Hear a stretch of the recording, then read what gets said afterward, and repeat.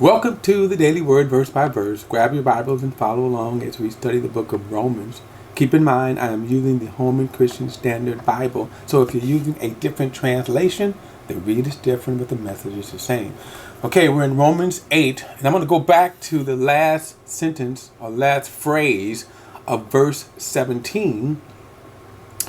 And so he says, seeing that we suffer with him, so that we may be also glorified with him, for I consider, verse 18, that the sufferings of this present time are not worthy comparing with the glory that is going to be revealed with us. Now the word suffer, I was getting ready to get into that definition for around the time. The word suffer means to allow. And that's to be different, or to be, not to be confused with hardship. And I'll get to hardships in a moment. But Christian suffering as used in the Bible. Now, we use it more generically. But Christian suffering simply means to allow. And in the context of the scriptures, and especially the first century church, the faith was new. It was expanding. So it wasn't the main religion. It wasn't the main thought. A lot of people at the time of Paul's writing here had not even heard of Christianity. But as it was growing, it was also being persecuted. And the word, as the word suffer, now understand this, the word suffer as it is used in the Bible always means one who is suffering for the faith. In other words, as a direct result of your faith, you are suffering. So it could be, but not limited to, criticism, jail, riots, violence, legal action, taking your property. Oftentimes, in the case of the Apostle Paul, he lost everything. He was a Pharisee, and because he came to faith, he lost his inheritance, he lost his place in society. I believe that with the zeal that Paul had, he could have been possibly a high priest. That's the kind of zeal he had. Of course, those positions were more political at the time. But anyway, Paul certainly had the zeal for it. But he lost all of that. In other words, he lost his standing. In other words, he wasn't invited, at the country club anymore. He wasn't welcome, right? That was a direct result of his faith. Throughout Christianity, there have always been those who have suffered for their faith. During the first 3 centuries, there was intense persecution. In other words, there were bouts of persecution where Christians were usually arrested, killed, martyred for their faith. As Christianity grew, in the case of the Roman Empire, eventually became the religion, state religion.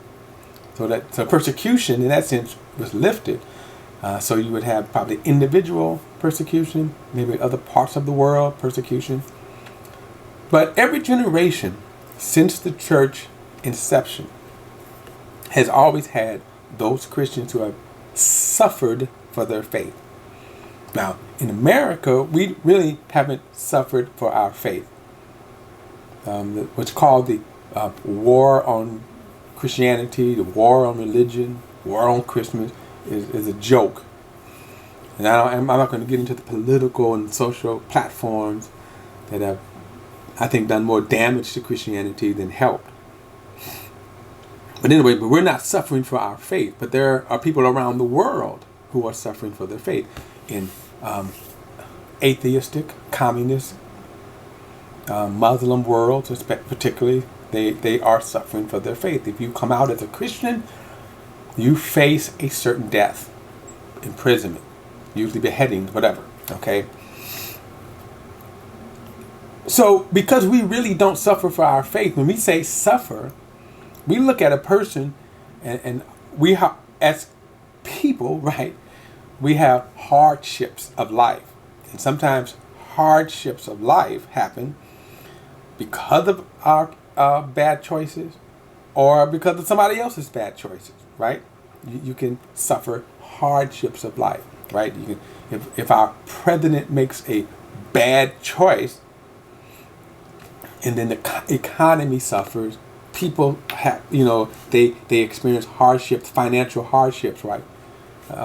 So that can happen. A mass shooter goes into a store and shoots up and kills a loved one, right? That's a hardship because you endure that. You endure the aftermath of that. It's a common thing today, right now. We're almost at the point where there's a mass shooting every day, certainly one every week. Well, think about the people that affect.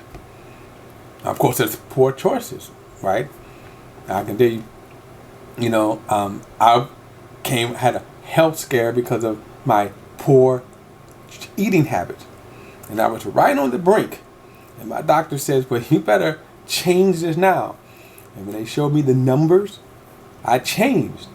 But if I didn't change, I would have been taking medicine. I would have been taking, I could have ended up doing dialysis, okay?